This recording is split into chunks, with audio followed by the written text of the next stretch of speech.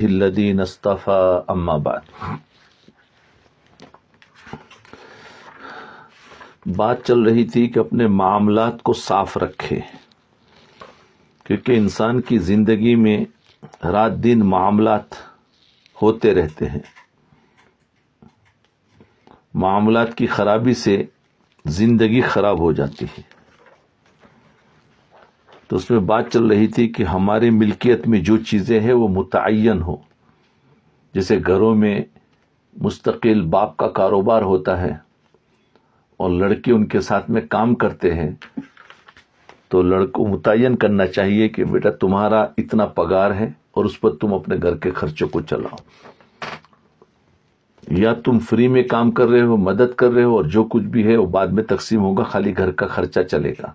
تو کچھ نہ کچھ متعین ہونا چاہیے، ورنہ کیا ہوتا ہے باپ کے انتقال کے بعد پھر بڑا بیٹا کہتا ہے یہ سب میں نے کمایا ہے، میرا ہے، چھوٹوں کو کچھ نہیں دیتا، بہت کچھ ہوتا۔ دوسری بات یہ ہے کہ باپ کے انتقال پر میراث کی تقسیم فوراً کرے۔ باپ کے انتقال پر میراث کی تقسیم فوراً کرے۔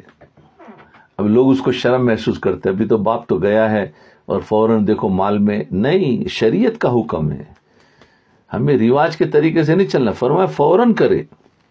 جب باپ کا انتقال ہو جائے تو شریعت کا حکم یہ ہے کہ فوراً میراث تقسیم کرو۔ میراث تقسیم کرنے میں تاخیر کرنا حرام ہے۔ میراث تقسیم کرنے میں تاخیر کرنا حرام ہے، لیکن آج کل یہ ہوتا ہے کہ باپ کے انتقال پر میراث تقسیم نہیں ہوتی، اور جو بڑا بیٹا ہوتا ہے وہ کاروبار پر قابض ہو جاتا ہے، اور بیٹیاں جو ہے وہ خاموش بیٹھی رہتی ہے۔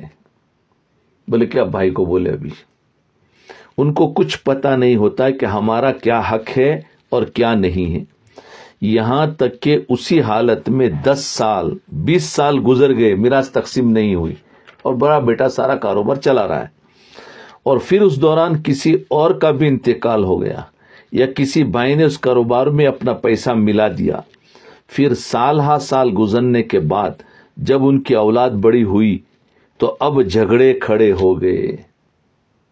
ظاہر بات ہے پھر ان کی اولاد تو سوچے کہ بھائی ہمارا باپ کا ہے کیا، تو وہ تو اس کے باپ اور ان کے بھی دادا اور دادا کا سب تقسیم مکس چلا آ رہا ہے، تقسیم ہوا ہی نہیں ہے۔ جی تو فرمایا تو اب جھگڑے کھڑے ہو گئے، اور جھگڑے ایسے وقت میں کھڑے ہوئے جب ڈور الجھی ہوئی ہے، اس لیے کیونکہ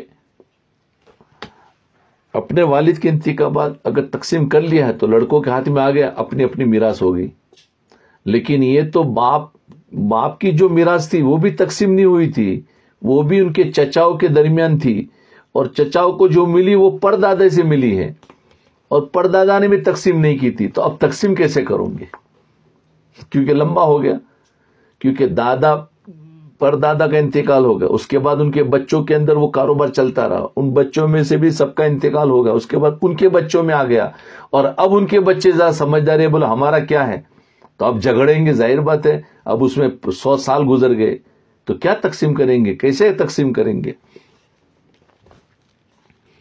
جب دور الجھی ہوئی ہے اور جب وہ جھگڑے انتہا کی حد تک پہنچے تو اب مفتی صاحب کے پاس چلے آ رہے ہیں کہ اب آپ بتائیں کہ ہم کیا کریں۔ مفتی صاحب بیچارے ایسے وقت میں کیا کریں گے؟ اب اس وقت یہ معلوم کرنا مشکل ہوتا ہے کہ جس وقت کاروبار کے اندر شرکت کی تھی اور بیٹے اپنے باپ کے ساتھ مل کر کاروبار کر رہے تھے، اس وقت بیٹے کس حیثیت میں کام کر رہے تھے کچھ پتہ نہیں، بس بڑا بیٹا کہتا ہے میرا ہے، جو چچوں میں بھی جو بڑا چچا ہوتا ہے بولے تو میرا ہے، میں نے سارا کیا تھا، یہ سب چھوٹے چھوٹے تھے سارے کے سارے، تو ان کو کیا ملے، تو سب میں نے کمایا، تو اس طریقے سے چلتا رہتا۔ جی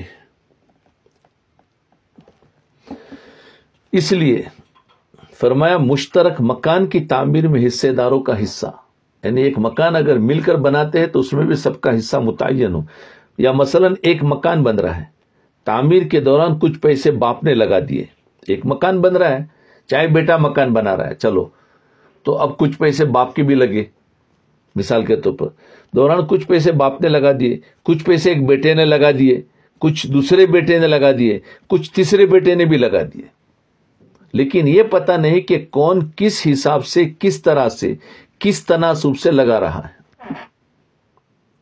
اب بعض مرتبہ باپ مکان بنا رہا ہے مثال کے طور پر، اور اس میں بڑے بیٹے نے، چھوٹے بیٹے نے، سب نے تھوڑا تھوڑا لگا، لیکن کچھ پتہ نہیں۔ یا کوئی بڑا بھائی بنا رہا ہے، اس میں باپ نے بھی ڈالا، دوسرے بیٹوں نے بھی ڈالا۔ ابھی بڑا لڑکا کہے گا میں نے بنایا ہے، میرا مکان ہے، حالانکہ اس میں باپ نے بھی ڈالا تھا، بھائیوں نے بھی ڈالا تھا، تو ان کا تو حصہ لگا ہوا ہے، تو ان کا حصہ واپس کرو۔ وہ تو اس وقت باپ تمہارے ساتھ میں رہتے تھے، اس لیے بھائیوں نے مدد کی ہے اور تمہارا مکان بنایا تاکہ ماں باپ کو آسانی کے ساتھ آپ رکھ سکے، لیکن میراثت جب تقسیم ہوتی ہے تو وہ گھر پر قبضہ کر لیتا ہے۔ تو اس لیے فرمایا کہ جب دوسرے بیٹے نے لگائے، تیسرے نے لگائے، اب پتہ نہیں کہ کون کا کس حساب، کس طرح سے، کس تناسب سے لگا رہا ہے، اور یہ بھی پتہ نہیں کہ جو پیسے تم لگا رہے ہو وہ آیا بطور قرض کے دے رہے ہو اور اس کو واپس لو گے، یا مکان میں حصے دار بن رہے ہو، یا بطور امداد اور تعاون کے پیسے دے رہے ہو، کچھ پتہ نہیں۔ متعین کرو، بھائی ہماری طرف سے ہدیہ ہے، آپ بناؤ، یا یہ ہماری طرف سے قرضہ ہے، جب تقسیم ہوگا اس وقت ہمیں واپس کرنا یہ پیسہ، اس کے بعد وراثت تقسیم کرنا، یا پھر ہم کو قرضے کے طور پر دیتا، آپ ہمیں تھوڑا تھوڑا کر کے واپس کر لو۔ تو کچھ نہ کچھ متعین کرنا چاہیے۔ سب دیتے جا رہے ہیں اور وہ بھائی جو ہے لیتا بھی جا رہا ہے، اور یہ بھی نہیں پوچھتا کہ بھائی کس بات کا ہے، کس پر، کس نیت سے دے رہے ہو۔ نیت پوچھو نا، باپ نے بھی لگایا اس سے بھی پوچھو کہ کس نیت سے آپ مجھے مدد کر رہے ہیں تو ٹھیک ہے، کیونکہ مکان میں میرا پیسہ زیادہ لگ رہا ہے۔ تو یہ چیزیں متعین نہ کرنے کی وجہ سے کیا ہوتا ہے، پھر بعد میں جھگڑے ہوتے ہیں۔ تو اس کا کچھ پتہ نہیں، اب مکان تیار ہو گیا، اس میں رہنا شروع کر دیا۔ اب جب باپ کا انتقال ہوا یا آپس میں دوسرے مسائل پیدا ہوئے تو اب مکان پر جھگڑے کھڑے ہو گئے۔ اب مفتی صاحب کے پاس چلے آ رہے ہیں کہ فلاں بھائی یہ کہتا ہے کہ میرا اتنا حصہ ہے، مجھے اتنا ملنا چاہیے، دوسرا کہتا ہے مجھے اتنا ملنا چاہیے۔ جب ان سے پوچھا جاتا ہے کہ بھائی جب تم نے اس مکان کی تعمیر میں پیسے دیے تھے اس وقت تمہاری کیا نیت تھی؟ کیا تم نے بطور قرض دیے تھے، یا تم مکان میں حصے دار بننا چاہتے تھے، یا باپ کی مدد کرنا چاہتے تھے؟ اس وقت کیا بات تھی؟ تو یہ جواب ملتا ہے کہ ہم نے تو پیسے دیتے وقت کچھ سوچا ہی نہیں تھا، ہم نے تو پیسہ دیتے وقت کچھ سوچا ہی نہیں تھا، نہ تو ہم نے مدد کے بارے میں سوچا تھا، نہ حصے داری کے بارے میں سوچا تھا۔ اب آپ کوئی حل نکالے، کچھ پتہ نہیں، ہم نے دے دیے۔ جب ڈور الجھ گئی نا، اب مسئلہ الجھ گیا اور سرا ہاتھ میں نہیں آ رہا ہے، تو اب مفتی صاحب کی مصیبت آئی کہ وہ اس کا حل نکالے کہ کس کا کتنا حصہ بنتا ہے۔ یہ سب اس لیے ہوا کہ معاملات کے بارے میں حضور اقدس نبی کریم صلی اللہ علیہ وسلم کی تعلیم پر عمل نہیں کیا۔ نفلیں ہو رہی ہے، تہجد کی نماز ہو رہی ہے، دوسرے دینی کام ہو رہے ہیں، اشراق کی نماز ہو رہی ہے، لیکن معاملات میں سب علم گلم ہو رہا ہے، الٹ پلٹ، معاملہ سب چوپٹ ہے، سب اس میں مکس ہو رہا ہے۔ جی، معاملات کی صفائی نہیں ہے، تہجد ہو رہی ہے، اشراق ہو رہی ہے، اوابین ہو رہی ہے، دوسرے دینی کام ہو رہے ہیں، سب کچھ ہو رہا ہے، لیکن معاملات کی صفائی نہیں ہو رہی ہے، وہ سب چوپٹ ہے، کسی چیز کا کچھ پتہ نہیں، یہ سب کام حرام ہو رہا ہے۔ دیکھو، اور پھر کہتے ہیں ہم کوئی گناہ نہیں کرتے، بھائی معاملات کی کوئی صفائی نہیں ہے تو یہ سب سے بڑا گناہ ہو رہا ہے۔ پھر تمہاری جتنی عبادتیں ہیں وہ ساری عبادتیں اس راستے سے نکل جائے گی۔ اس لیے معاملات کی صفائی کرنی چاہیے۔ معاملات تو سنا ہے لیکن معاملات کی تفسیر نہیں سمجھے، وہ آج آپ کو سمجھ میں آ جائے گی کہ معاملات کیا ہے۔ جی، تو یاد رکھیں کہ ہمیں معاملات کو صاف رکھنا چاہیے۔ جب یہ معلوم نہیں کہ میرا حق کتنا ہے اور دوسرے کا حق کتنا ہے، تو اس صورت میں جو کچھ تم اس میں سے کھا رہے ہو اس کے حلال ہونے میں بھی شبہ ہے، جائز نہیں ہے، کیونکہ کچھ پتہ ہی نہیں حق کس کا ہے اور کھا رہے سب. تو یہ حرام کسی کو نہیں دکھتا. ہاں حرام کاروبار ہے، بھائی شراب بیچنا کہیں گے حرام ہے، تو وہ بیچنا حرام ہے، یا شراب کی کوئی بھی چیزیں یا کوئی حرام چیزیں ہیں اس کو تو حرام کہہ دیتے، لیکن خود وراثت کو ابھی تک تقسیم نہیں کیا ہے اور سارا مال مکس ہے اور کھا رہے، یہ حرام نہیں. یہ حرام لوگوں کو سمجھ میں نہیں آتا ہے. وہ کہتا ہم حرام کام کیا کر رہے، ہم تو حلال کما رہے، کھا رہے. اللہ اکبر. اس کو کہتے ہیں یہ چھپا ہوا ایسا حرام ہے کہ جس کا سمجھنا بھی مشکل ہے. تو آج انسان حرام سے بچتا ہے وہ جو ظاہر میں کھلا کھلا حرام ہے، جیسے خنزیر کا گوشت، بھئی حرام ہے، اس کو نہیں کھائیں گے ہم. تو پھر جب وراثت میں مال سب کا مکس ہے تو اس کا کھانا بھی اتنا ہی حرام ہے جتنا خنزیر کے گوشت کو کھانا حرام ہے.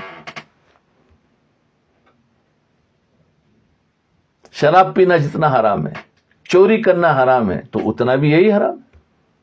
لیکن یہ حرام ہم نہیں سمجھتے. اللہ ہم سب کو سمجھا دے. اس لیے اپنے معاملات کو ہم صاف رکھیں.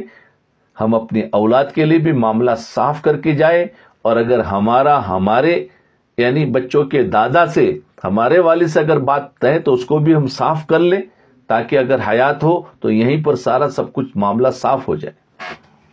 اور نہیں ہے تو بھائیوں کے درمیان میں بیٹھ کر اپنا اپنا سب الگ کر لے پیار محبت سے. میرے والد ماجد، اب مفتی صاحب اپنا قصہ سناتے ہیں کہ میرے والد ماجد حضرت مفتی محمد شفیع صاحب رحمت اللہ علیہ، اللہ تعالیٰ ان کے درجات بلند فرمائے، آمین. ان کا ایک مخصوص کمرہ تھا، اس میں آرام فرمایا کرتے تھے. ایک چارپائی بچھی ہوئی تھی، اسی پر آرام کیا کرتے تھے، اسی پر لکھنے پڑھنے کا کام کیا کرتے تھے. اس کو دھیان سے سنے کہ دیکھو معاملات کی کتنی صفائی تھی. ان کی کا مکان ہے، اس مکان کے اندر ایک کمرے میں ان کی ایک چارپائی لگی ہوتی تھی، اس پر آرام کرتے تھے، اس پر لکھتے تھے، سب کچھ. وہیں پر لوگ آ کر ملاقات کیا کرتے تھے. میں یہ دیکھتا تھا کہ جب اس کمرے میں کوئی سامان باہر سے آتا تو فوراً واپس بھیجوا دیتے تھے. مثلا چائے آئی تو چائے پی کے فوراً برتن واپس بھیجوا دیے. اور کوئی چیز آئی، مثلا حضرت والد صاحب نے پانی منگوایا، میں گلاس میں پانی بھر کر پلانے چلا گیا. جب آپ پانی پی لیتے تو فوراً فرماتے گلاس واپس رکھاؤ جہاں سے لائے تھے. جب گلاس واپس لے جانے میں دیر ہو جاتی تو ناراض ہوتے.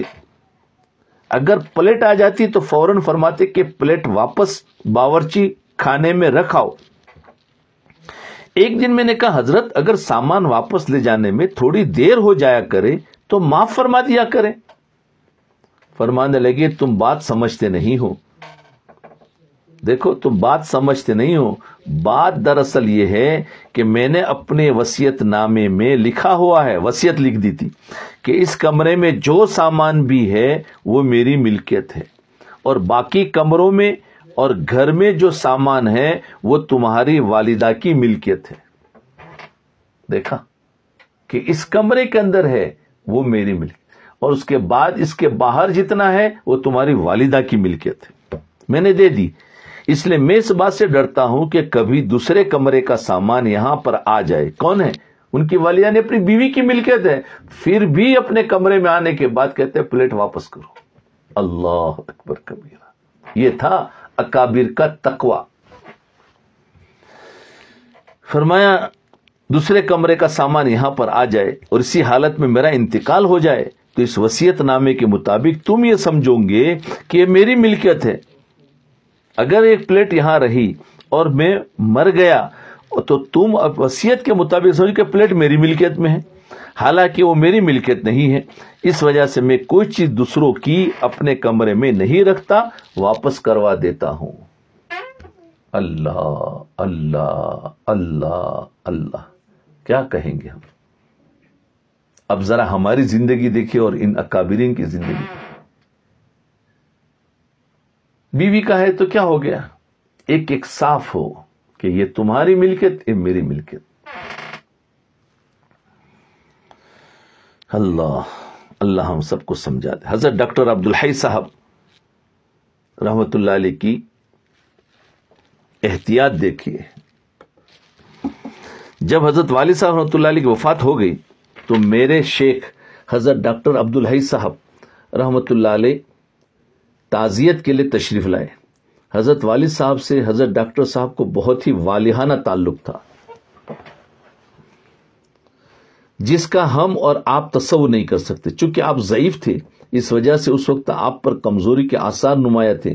مجھے اس وقت خیال آیا کہ حضرت والا پر اس وقت بہت ضعف اور غم ہے، تو اندر سے میں حضرت والد صاحب رحمۃ اللہ علیہ کا خمیرہ لے آیا جو آپ تناول فرمایا کرتے تھے. خمیرہ یعنی ایک دوا تھی طاقت کی، جو کمزوری کو دور کرنے کی، حضرت والد صاحب کی. تو یہ کمزور تھے، آئے تھے انتقال کے بعد کیا کرنے کے لیے؟ تعزیت کے لیے آئے تھے. انتقال کے بعد جب جاتے تو تعزیت کے لیے آئے تھے. اور وہ بھی کون آیا ہے؟ ان کے بزرگوں میں سے، اور مفتی تقی عثمانی صاحب کے شیخ ہے، اور وہ بیٹھے تھے. کمزوری کی وجہ سے والد صاحب کا وہ خمیرہ لے آئے، یعنی وہ دوا جو طاقت کی تھی. تو آپ تناول فرمایا کرتے تھے. حضرت والا کی خدمت میں پیش کرتے ہوئے کہا کہ حضرت آپ خمیرہ کا ایک چمچہ ابھی آپ کھا لیں. دیکھو حضرت والا نے اس خمیرہ کو دیکھتے ہی کہا کہ تم یہ خمیرہ کیسے لے آئے؟ یعنی یہ دوا، خمیرہ مطلب وہ ایک دوا تھی. یہ خمیرہ تو اب میراث کا اور ترکہ کا ایک حصہ بن گیا ہے. اللہ اکبر. دیکھو اتنے دھیان والے لوگ تھے کہ وہ دوا لے کر آئے اور کہنے لگے آپ کھا لو، تو کہنے لگے نہیں، ان کا تو انتقال ہو چکا ہے، اب یہ دوا میں بھی سب کا حصہ ہے، اب میں اس میں سے ایک چمچ نہیں کھا سکتا. اس دوا کی اس بوتل میں سب کا حصہ اس خمیرے میں، میراث و ترکہ کا حصہ بن گیا. اب تمہارے لیے جائز نہیں کہ اس طرح یہ خمیرہ اٹھا کر کسی کو دے دو، یا تم خود بھی نہیں کھا سکتے، کیونکہ سب کا حصہ ہے، اگرچہ وہ ایک چمچے کے برابر ہی کیوں نہ ہو. میں نے کہا حضرت والد صاحب رحمۃ اللہ علیہ کے جتنے ورثہ ہے، اب ان کے جتنے والد جو وارثین تھے وہ سب الحمدللہ بالغ ہے، اور وہ سب یہاں موجود ہے، اور سب اس بات پر راضی ہے کہ آپ خمیرہ تناول فرما لے. تب حضرت نے وہ خمیرہ تناول فرمایا. تو انہوں نے کیا فرمایا؟ حضرت جتنے وارثین ہیں سب یہاں موجود ہیں، سب بالغ ہے، اور سب کہہ رہے کہ آپ اس میں سے کھا لیں. پھر حضرت نے اس میں سے ایک چمچہ کھایا. یہ دیکھو، اس سے ہمیں پتہ چلے گا کہ معاملات کیا ہوتے ہیں. معاملات میں صرف یہ نہیں ہے کہ جو بزنس کر رہے ہیں وہی معاملات ہے، بلکہ ملکیت کے بھی معاملات ہوتے ہیں. میاں بیوی کے اندر یہ بہت ادھورا رہتا ہے. کبھی زیورات شوہر دیتا ہے تو اب یہ پتہ نہیں ہوتا ہے کہ بیوی کو گفٹ کیا ہے یا استعمال کے لیے دیا ہوتا، تو اس وقت پوچھ لیا جائے کہ بھائی یہ میری ملکیت ہے یا تمہاری؟ کا تمہاری ہے تو صرف استعمال کے لیے دیا ہے. بعض مرتبہ وہ کہتے ہی نہیں ہے، اور پھر کہتے ہیں، بیوی سمجھتے مجھے دیا ہے، یہ میرا ہے. وہ کہتا ہے نہیں، ہم نے دیا نہیں تھا. جب میاں بیوی میں جدائی ہوتی ہے تو یہاں آ کر جھگڑا شروع ہو جاتا. اللہ اکبر کبیرہ. اس کے ذریعے حضرت والا نے سبق دے دیا کہ یہ بات ایسی بات نہیں ہے کہ آدمی روا روی میں گزر جائے. یہ ایسی نہیں ہے کہ روا روی میں گزر جائے. فرض کرے کہ اگر تمام ورثہ میں ایک وارث بھی نابالغ ہوتا یا موجود نہ ہوتا اور اس کی رضامندی شامل نہ ہوتی تو اس خمیرے کا ایک چمچہ بھی حرام ہو جاتا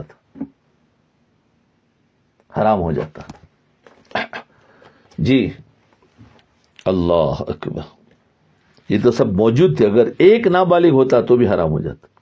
اس لیے شریعت کا یہ حکم ہے کہ جو ہی کسی کا انتقال ہو جائے تو جلد از جلد اس کی میراث تقسیم کر دو، یا کم از کم تقسیم نہیں کر سکتے تو کم از کم حساب کر کے رکھ لو کہ فلاں کا اتنا حصہ ہے اور فلاں کا اتنا حصہ ہے.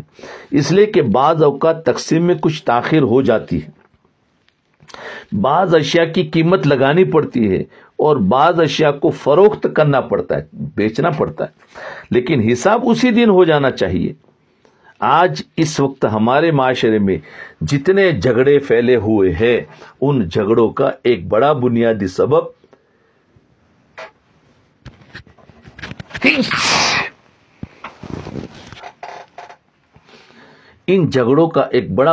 سبب حساب کتاب کا صاف نہ ہونا اور معاملات کا صاف نہ ہونا ہے۔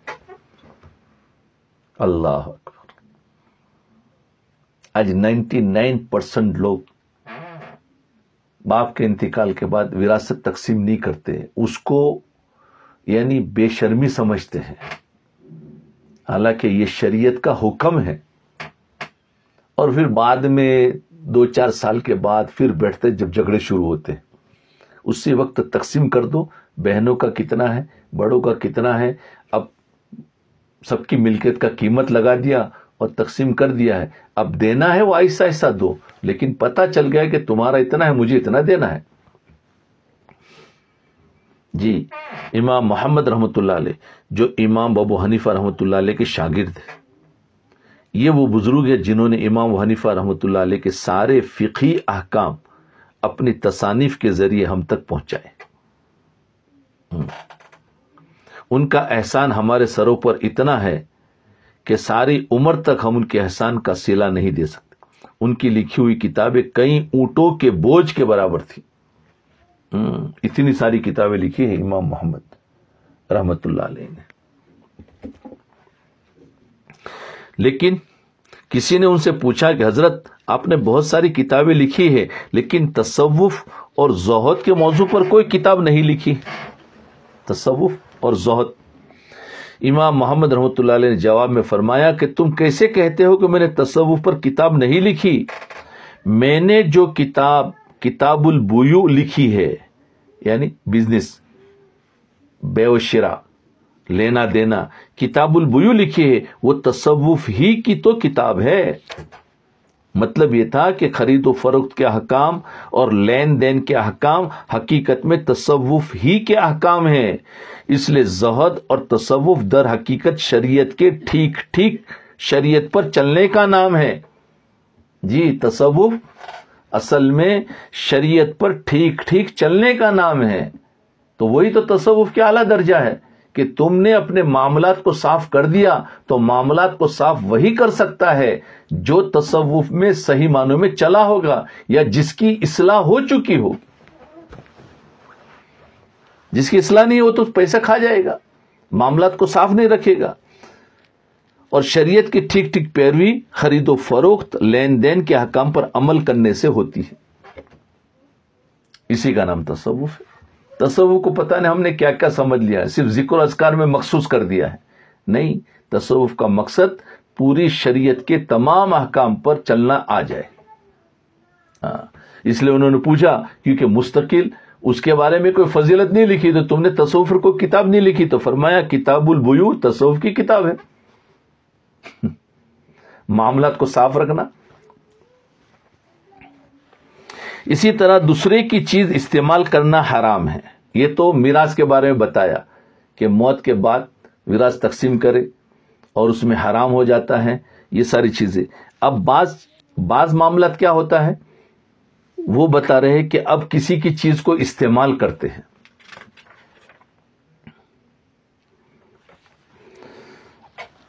استعمال کرنا حرام، مثلا کوئی دوست ہے یا بھائی ہے، اس کی چیز اس کی اجازت کے بغیر استعمال کر لی تو یہ جائز نہیں ہے، جی بلکہ حرام ہے۔ اب اس کو ہم حرام نہیں سمجھ، اس کی اجازت کے بغیر۔ جیسے مثال کے طور پر گھر میں 3-4 افراد ہیں، بھائی ہے، بہن ہے، سب کے اپنے اپنے موبائل ہے، اپنے اپنے پیسوں سے خریدے۔ اب کسی کو بھی ضرورت پڑی، کسی کا موبائل اٹھا کے استعمال شروع کر دیا، پھر میں نے اس کی اجازت لو۔ چارجر ہے، اس کی اجازت لو۔ اس کی کتاب ہے، فرمایا اس کی اجازت لو، جی کہ میں کتاب پڑھ سکتا ہوں یا پڑھ سکتی ہوں، تو اس کو لے کر پھر جہاں سے لیا وہیں پر استعمال وہ کر کے وہیں پر رکھ دو، ورنہ فرمایا یہ بھی حرام ہے، بغیر اجازت کے لینا، بغیر استعمال فرمایا اس کی چیز اس کی اجازت کے بغیر استعمال کر لی تو یہ جائز نہیں ہے. اس لیے جماعتوں میں جاتے ہیں تو ہدایت دیتے ہیں بھائی کسی کی چیز کو بغیر اجازت کے استعمال نہیں کرنا چاہیے. باہر جا رہے ہیں ٹوائلٹ میں جوتوں کی ضرورت پڑی تو کسی کے بھی جوتے پڑے تھے استعمال کر لیے, نہیں, اپنے جوتے لے کے جاؤ. اور کسی ساتھی کے لینا ہے تو اس سے پوچھ لو. کسی کا بستر استعمال کرنا ہے, کسی کی بیڈ شیٹ استعمال کرنی ہے, کسی کو اور کوئی کتاب ہے, تو سب چیزیں استعمال, ایسے گھروں کے اندر بھی, ایسے دکانوں کے اندر بھی, کہ ایک دکان کی کچھ چیزیں ہوتی ہے ورکر اس کو استعمال کر لے. فرمایا نہیں, بلکہ حرام ہے. البتہ اگر آپ کو یقین ہے کہ اس کی چیز استعمال کرنے سے وہ خوش ہوگا اور خوشی سے اس کی اجازت دے دے گا تب تو استعمال کرنا جائز ہے. لیکن جہاں ذرا بھی اس کی اجازت میں شک ہو, جہاں ذرا بھی اس کی اجازت میں شک ہو, چاہے وہ حقیقی بھائی ہی کیوں نہ ہو یا چاہے وہ بیٹا ہو اور اپنے باپ کی چیز استعمال کر رہا ہے, جب تک اس بات کا اطمینان نہ ہو کہ خوش دلی سے وہ اجازت دے دے گا یا میرے استعمال کرنے سے وہ خوش ہوگا, اس وقت تک اس کا استعمال جائز نہیں ہے, جب تک کہ اتنا پتہ نہ چلے. کیونکہ بعض طبیعت ہوتی ہے کہ ان کو ذرا اچھا نہیں لگتا, اور بعض طبیعت ہوتی ہے کہ استعمال کرو, لیکن استعمال کر کے اس جگہ کو اسی جگہ پر لوٹانا چاہیے. کسی مسلمان کا مال, حدیث میں ہے نبی علیہ الصلوۃ والسلام نے فرمایا, جس کا ترجمہ ہے کسی مسلمان کا مال تمہارے لیے حلال نہیں جب تک وہ خوش دلی سے نہ دے. لا يحل مال امرئ مسلم الا بطیب نفس منه, کسی مسلمان کا مال تمہارے لیے حلال نہیں جب تک وہ خوش دلی سے نہ دے. اس حدیث میں اجازت کا لفظ استعمال نہیں فرمایا بلکہ خوش دلی کا لفظ استعمال فرمایا. خالی بعض مرتبہ اجازت مانگتے ہیں, اس کا دل خوش نہیں ہے لیکن شرم میں اجازت دے دیتا ہے, تو فرمایا نفس سے اجازت نہیں, خوش دلی کا دھیان رکھو. اگر اس کا دل خوش نہیں تو اس سے مت مانگو وہ چیز. جی, خوش دلی کا لفظ استعمال مطلب یہ ہے کہ صرف اجازت کافی نہیں بلکہ اس طرح اجازت دے کہ اس کا دل خوش ہو, تب تو وہ چیز حلال ہے. اگر آپ دوسری کی چیز استعمال کر رہے ہیں لیکن آپ کو اس کی خوش دلی کا یقین نہیں ہے تو آپ کے لیے وہ چیز استعمال کرنا جائز نہیں, جائز نہیں. اللہ اکبر کبیرہ, یہ بڑی بات ہے. اسی طریقے سے معاملات کے اندر چندہ ہوتا ہے, ڈونیشن, تو اس کے لیے بھی بہت ساری چیزیں غلطیاں ہو جاتی ہیں. ایک تو تم کسی جگہ مال لگا رہے ہو تو اس کو بھی دیکھو, وراثت ہے تو اس میں دیکھو. اس دیکھو معاملات کی ساری چیزیں, کسی کو دے رہے ہو مال تو اس کے اندر معاملات کی صفائی ہو, ہدیہ کے طور پر دیا ہے, قرضے کے طور پر دیا ہے, یا کس طریقے سے, یا مدد کے طور پر دیا ہے, وضاحت ہو. وراثت کے اندر معاملات کرنا چاہیے. اور اس کے بعد کی چیز آئی کہ بھائی دوسروں کی چیز اگر استعمال کر رہے ہیں تو بغیر یعنی اجازت کے استعمال نہ کرے, یہ معاملات ہے. اور اب یہ ہے کہ بعض مرتبہ جو انسان ایک چیریٹی چلاتے ہیں یا کوئی مدارس چلاتے ہیں تو ان کو ضرورت پڑتی ہے کہ ادارہ چلاتے ہیں لوگوں کے فائدے کے لیے, تو ان کو چندے کی ضرورت پڑتی ہے, ڈونیشن کی ضرورت پڑتی ہے, تو اس میں کیا کرنا چاہیے. حکیم الامت حضرت تھانوی رحمۃ اللہ علیہ مدرسوں کے چندے اور انجمنوں کے چندے کے بارے میں فرمایا کرتے تھے کہ یہ چندے اس طرح وصول کرنا کہ دوسرے شخص دباؤ کے تحت چندہ دے دے. چندہ اس طرح وصول کرنا کہ دوسرا شخص دباؤ کے تحت چندہ دے دے, یعنی کہ نہیں دوں گا تو یار یہ کیا سمجھے گا, تو وہ یہ سمجھ کر, ارادہ نہیں, خوش دلی کا ارادہ نہیں, لیکن دباؤ میں آ کر چندہ دے, یا اتنا اصرار کیا کہ اس کو دینا ہی پڑ رہے, ایسا چندہ حلال نہیں ہے. اب بتاؤ, اگر اس طریقے سے نہ کریں گے تو چندہ ہی نہیں ہوگا. آج کل لوگوں کی عادت ہو گئی ہے کہ اس کے اوپر اتنا دباؤ ڈالو, اتنا دباؤ ڈالو کہ اس کو کچھ نہ کچھ دینا ہی پڑے. تو حضرت تھانوی رحمۃ اللہ علیہ اس بارے میں تو بہت ہی منع کرتے تھے. فرمایا اپنے کارگزاری تو پیش کر سکتے ہو, ہم یہ ادارہ چلا رہے, اس میں یہ خرچہ ہے, اس میں یہ ہے, یہ ہے, یہ ہے, اور پھر وہ خوش دلی سے جتنا دے اتنا لے لو. اگر وہ بیچارہ 1000 دے رہا ہے تو یہ اس کے اوپر اتنا دباؤ ڈالیں گے کہ وہ 5000 کھینچیں گے. بھئی خوش دلی سے 1000 دے رہا ہے تو 5000 سے بہتر ہے 1000 لینا. جی تو مثلا آپ نے مجمع عام میں چندہ لینا شروع کر دیا. اس مجمع میں ایک آدمی شرما شرمی میں سوچ کر چندہ دے رہا ہے کہ اتنے سارے لوگ چندہ دے رہے ہیں, سمجھے نا, چلو میں چندہ نہ دوں تو میری ناک کٹ جائے گی, تو وہ ان کو شرما شرمی میں یہ بھی دے گا. اور دل کے اندر چندہ دینے کی خواہش نہیں تھی تو یہ چندہ خوش دلی کے بغیر دیا گیا, اور یہ چندہ لینے والے کے لیے حلال نہیں ہے. اس موضوع پر حضرت تھانی رحمۃ اللہ علیہ نے ایک مستقل رسالہ لکھا ہے, اور اس میں یہ احکام لکھے ہیں کہ کس حالت میں چندہ لینا جائز ہے اور کس حالت میں چندہ لینا ناجائز ہے, اس کے بھی احکام ہیں. تو شرما شرمی میں کسی سے بھی کوئی چیز وصول کرنا یہ بالکل اجازت نہیں ہے. وہ خوش دلی سے جتنا دے تو لے لو. بہرحال یہ اصول ذہن میں رکھو کہ جب تک دوسری کی خوش دلی کا اطمینان نہ ہو اس وقت تک دوسری کی چیز استعمال کرنا حلال نہیں, چاہے وہ بیٹا کیوں نہ ہو, باپ کیوں نہ ہو, بھائی اور بہن کیوں نہ ہو, چاہے بیوی اور شوہر کیوں نہ ہو. کیونکہ بیوی کی کچھ ملکیت ہوتی ہے, کچھ شوہر کی ہوتی ہے, تو بیوی اگر شوہر کی چیز استعمال کرنا چاہے تو خوش دلی کا وہ رکھے. اس اصول کو فراموش کرنے کی وجہ سے ہمارے مال میں حرام کی آمیزش ہو جاتی ہے. اگر کوئی شخص کہے کہ میں تو کوئی غلط کام نہیں کرتا, رشوت میں نہیں لیتا, رشوت میں نہیں لیتا, سود میں نہیں کھاتا, چوری میں نہیں کرتا, ڈاکہ میں نہیں ڈالتا, اس لیے میرا مال تو حلال ہے. بہت سارے لوگ یہی تو کہتے ہیں کہ میرا مال تو حلال ہے, لیکن اس کو یہ نہیں معلوم کہ اس اصول کا لحاظ نہ رکھنے کی وجہ سے مال حرام کی آمیزش ہو جاتی ہے. یہ اصول پر نہ چلنے سے بھی مال حرام ہو جاتا ہے. اللہ ہم سب کو معاف کرے. آج یہ باتوں کو سن کر سب توبہ کرے اور سوچے کہ آئندہ ہم اپنے سارے معاملات کو صاف رکھیں اور پچھلا جو گڑبڑ ہوا ہے اس کو بھی کلیئر کر دیں. اللہ اکبر. مال حرام کی آمیزش حلال مال کو بھی تباہ کر دیتی اور اس کی برکتیں زائل ہو جاتی ہے, پھر اس کا نفع ختم ہو جاتا ہے, اور الٹا اس حرام مال کے نتیجے میں انسان کی طبیعت گناہوں کی طرف چلتی ہے. جب حرام بڑھتی کی طبیعت کہاں جائے گی؟ حرام کی آمیزش سے گناہ بڑھتے ہیں, روحانیت کو نقصان ہوتا ہے. اس لیے معاملات کو صاف رکھنے کی فکر کرے کہ کسی معاملے میں کوئی الجھاؤ نہ رہے, کسی معاملے میں کوئی الجھاؤ نہ رہے. ہر چیز صاف اور واضح ہونی چاہیے. ہر چیز کی ملکیت واضح ہونی چاہیے کہ یہ چیز میری ملکیت ہے اور یہ فلاں کی ملکیت ہے. البتہ ملکیت واضح ہو جانے کے بعد آپس میں بھائیوں کی طرح رہو. ملکیت ہو گئی, اب بھائیوں کی طرح رہو. دوسرے شخص کو اب ایک دوسرے کو کھلاؤ, تمہاری ملکیت ہے, تمہاری ملکیت, بھائیوں کی طرح رہو. تم بھی اس پر خرچ کرو, یہ بھی تم پر خرچ کرے. جی بھائیوں کی طرح رہو.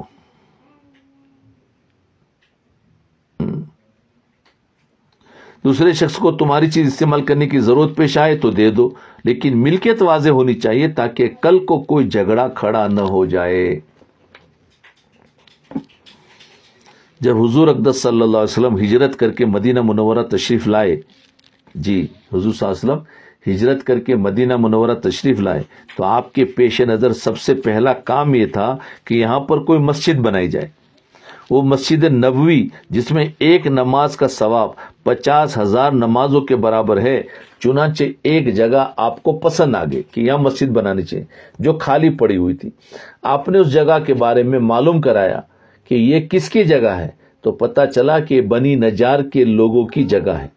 جب بنو نجار کے لوگوں کو پتا چلا کہ آپ اس جگہ پر مسجد بنانا چاہتے ہیں تو انہوں نے آ کر عرض کیا کہ یا رسول اللہ صلی اللہ علیہ وسلم, یہ تو ہماری بڑی خوش قسمتی کی بات ہے کہ ہماری جگہ پر آپ مسجد بنائی جائے.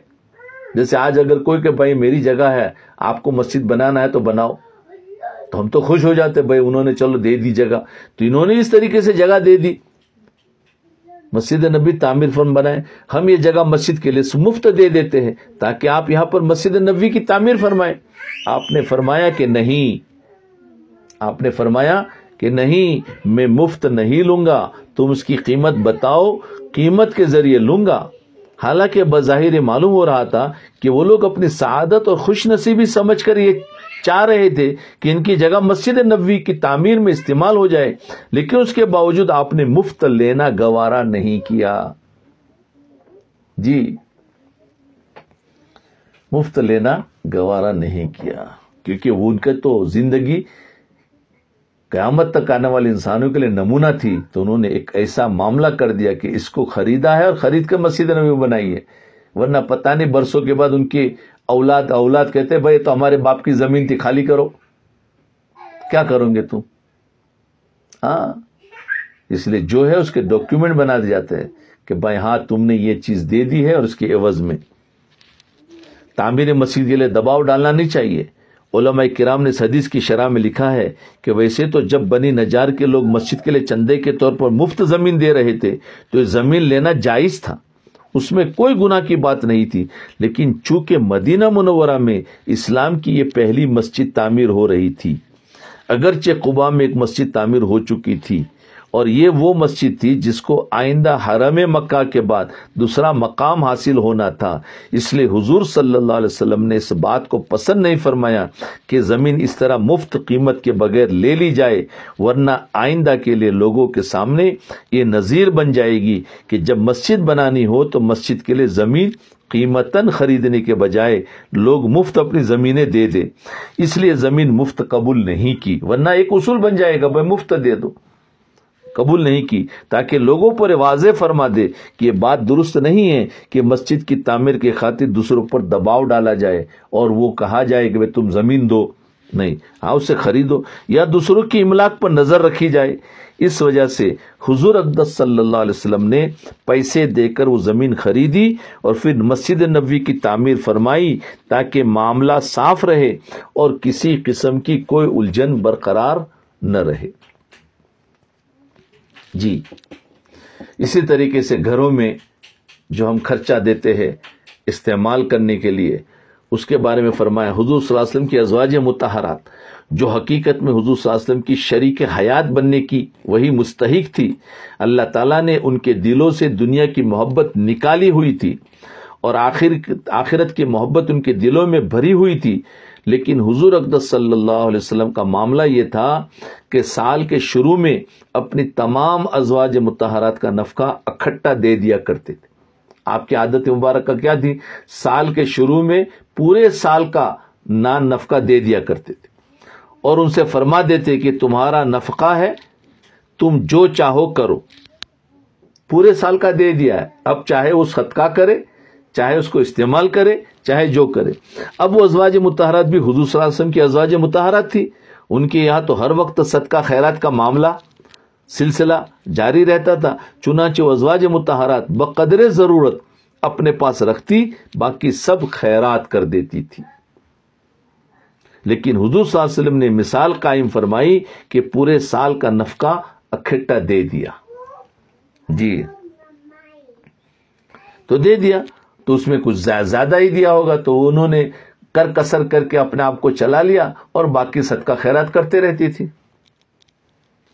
اللہ تعالیٰ نے حضور صلی اللہ علیہ وسلم سے پابندی اٹھا لی تھی کہ وہ اپنے ازواج مطہرات میں برابری کرے، بلکہ آپ کو اختیار دے دیا تھا کہ جس کو چاہے زیادہ دے، جس کو چاہے کم دے، اس معاملے میں ہم آپ سے مواخذہ نہیں کریں گے۔